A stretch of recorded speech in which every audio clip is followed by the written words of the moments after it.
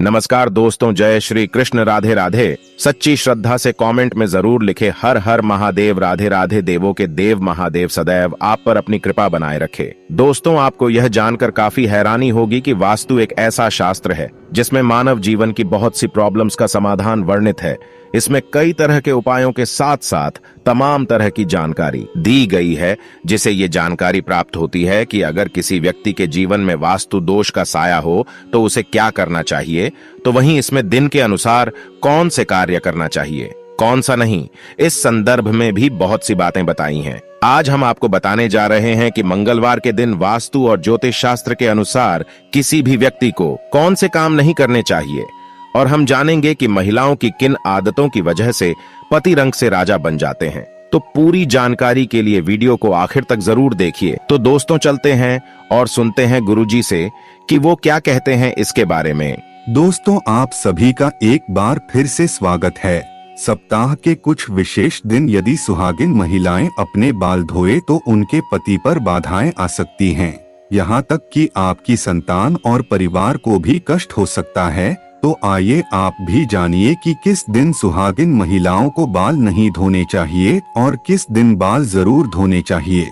लेकिन वीडियो शुरू करने से पहले अगर आपने हमारे चैनल को सब्सक्राइब अभी तक नहीं किया तो सब्सक्राइब जरूर कर ले और साथ में ही बेल आइकन को भी प्रेस कर दें, ताकि हमारे चैनल पर अपलोड होने वाली न्यू वीडियो की अपडेट आपको मिलते रहे। दोस्तों, सबसे पहली बात यह है कि बुधवार के दिन विशेषकर कुमारी लड़कियों को बाल नहीं धोने चाहिए। यदि कोई कुमारी लड़की बुधवार के दिन अपने बालों को धोती है तो उसके भाई पर कोई बड़ी आफत आ सकती है, जिसका आप कोई अंदाजा भी नहीं लगा सकते हैं।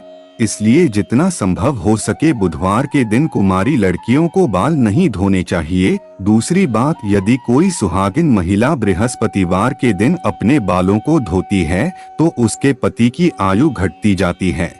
सुहागिन महिलाओं को भूलकर भी बृहस्पतिवार के दिन बाल नहीं धोने चाहिए और ना ही बृहस्पतिवार के दिन नाखून और बाल आदि काटने चाहिए। ऐसे में आपको बृहस्पतिवार के दिन घर में पोछा भी नहीं लगाना चाहिए और ना ही बृहस्पतिवार के दिन कपड़े आदि धोने चाहिए। अगर आप ऐसा ही करते हैं तो आपके परिवार पर बहुत बड़ी विपदा आ सकती है।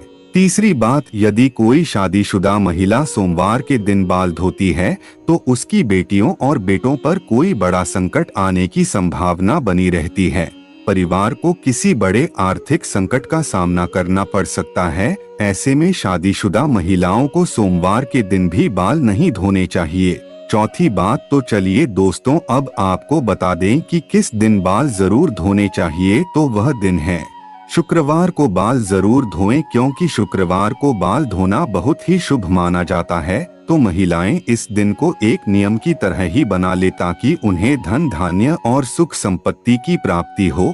पांचवी बात, ये सदैव याद रखें कि अगर आप किसी वार का व्रत रखते हैं तो उस दिन भूल से भी बाल न धोएं। जैसे अगर आपने सोमवार का व्रत रखा है तो उसके एक दिन पहले बाल धोकर आप शुद्ध हो जाएं।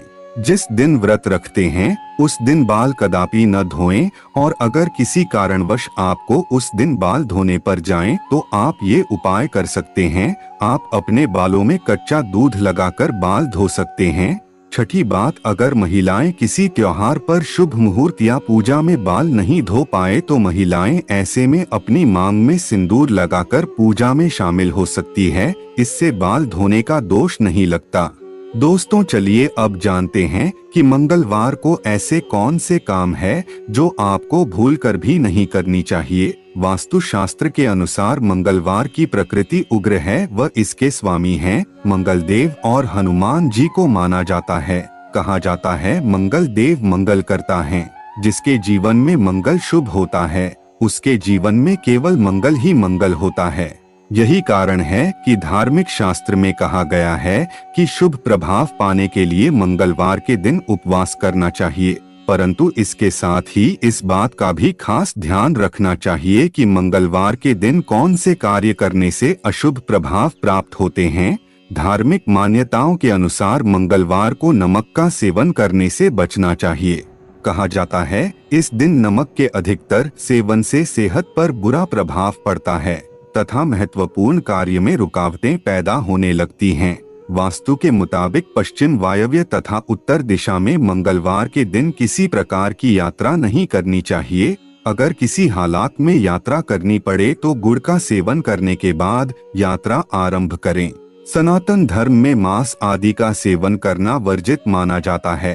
खास तौर पर मंगलवार के दिन मांस, मछली आदि खाने से जीवन में मुश्किलें पैदा होते हैं। वास्तु और ज्योतिष शास्त्र के अनुसार मंगलवार के दिन किसी को ऋण नहीं देना चाहिए। इस दिन अधिकतर क्रोध करने से बचना चाहिए। कहा जाता है कि इस दिन क्रोध करने से गृह कलह पैदा होता है। इस दिन शुक्र और शनि से जुड़ा कोई कार्य नहीं करना चाहिए। साथ ही साथ इस दिन इनसे संबंधित वस्त्र और भोजन का सेवन करने से भी बचना चाहिए। वास्तु शास्त्र के अनुसार मंगलवार को सहवास करने से बचना चाहिए। इस दिन सहवास करने से नुकसान होता है। दोस्तों, अगर आपको लगता है कि आपकी किस्मत सही नहीं चल रही है, आए दिन मुसीबत आ रही है, तो ऐसे में अगर पत्नियां अपने पति के भाग्य के लिए कुछ उपाय करना चाहती हैं, तो कुछ ऐसे काम है जो अगर आप अपना ले तो मां लक्ष्मी के साथ सभी देवताओं का आशीर्वाद आपको जरूर मिलेगा और परिवार के सदस्यों की प्रगति एवं सफलता होगी और घर में सुख, शांति और समृद्धि आती है। तो चलिए दोस्तों, जान लेते हैं इन चमत्कारी उपायों के बारे में। रोज सुबह उठकर अपनी हथेलियां देखें। दोस्तों, रोज सुबह जब आप उठे तो सबसे पहले दोनों हाथों की हथेलियों को कुछ क्षण देखकर चेहरे पर 3-4 बार फेरे। धर्म ग्रंथों के अनुसार हथेली के ऊपरी भाग में मां लक्ष्मी, बीच में मां सरस्वती व नीचे के भाग में भगवान विष्णु का स्थान होता है। इसलिए रोज सुबह उठते ही अपनी हथेली देखने से भाग्य चमक उठता है और कई तरह के सुनहरे अवसर भी मिल सकते हैं। भोजन के लिए बनाई जा रही रोटी में से पहली रोटी गाय को दें। धर्म ग्रंथों के अनुसार गाय में सभी देवताओं का निवास माना गया है। अगर प्रतिदिन गाय को रोटी दी जाए तो सभी देवता प्रसन्न होते हैं और आपकी हर मनोकामना पूरी कर सकते हैं। सुबह झाड़ू पोछा करें। घर को हमेशा साफ स्वच्छ रखना चाहिए। रोज सुबह झाड़ू पोछा करें, लेकिन सूर्यास्त के बाद झाड़ू पोछा नहीं करना चाहिए। ऐसा करने से मां लक्ष्मी रूठ जाती है और व्यक्ति को आर्थिक हानि का सामना करना पड़ सकता है।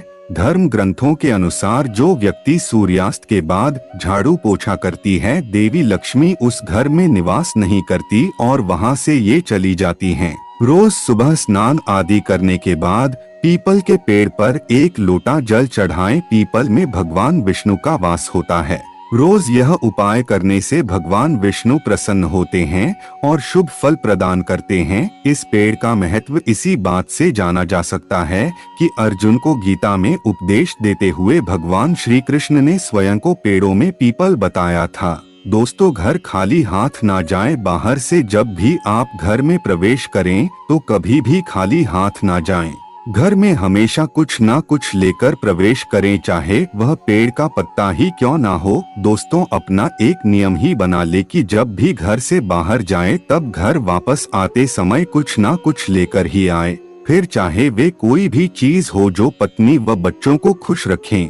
अक्सर घर या बाहर के तनाव में अनजाने में हम ज्यादा प्रताड़ित अपने परिवार को ही करते हैं, लेकिन याद रखें, पत्नी और बच्चों की आंख में आंसू अगर आपकी वजह से आते हैं तो तरक्की के रास्ते बंद हो जाते हैं। इसलिए अपने परिवार को हमेशा ही खुश रखना चाहिए। दोस्तों, लक्ष्मी माँ को चंचला भी कहते हैं क्योंकि यह एक स्थान पर टिककर नहीं रह सकते। माँ लक्ष्मी की एक बड़ी विशेषता ये भी है कि ये जितना कठिनता से प्रसन्न होती है उतना ही सरलता से रुष्ट भी हो जाती हैं।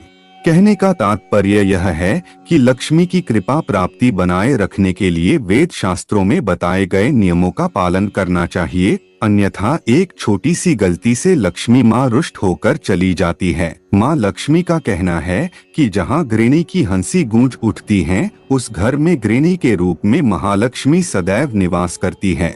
इसके विपरीत घर में पत्नी का अनादर किया जाता है, वहाँ माँ लक्ष्मी एक पल भी रुकना पसंद नहीं करती है। पत्नी का अनादर करने वाला परोक्ष रूप से लक्ष्मी का अपमान करता है। इसलिए दोस्तों, अगर आप भी अपने घर की औरतों से रुष्ट होकर बात करते हैं तो ऐसा बिल्कुल ना करें, क्योंकि औरतों में ही देवी का रूप होता है जिसे आज सारी दुनिया पूजती है। उम्मीद है दोस्तों आपको ये वीडियो अच्छी लगी होगी। इस वीडियो को लाइक करें, अपने दोस्तों के साथ शेयर करें और हमें सब्सक्राइब करना ना भूलें। और हाँ, इस वीडियो से कोई भी सवाल है तो आप कमेंट बॉक्स में जरूर लिखें, और आपके पास कोई भी सवाल नहीं तो यस लिखें, क्योंकि यस लिखने से वीडियो बनाने का मोटिवेशन मिलता है।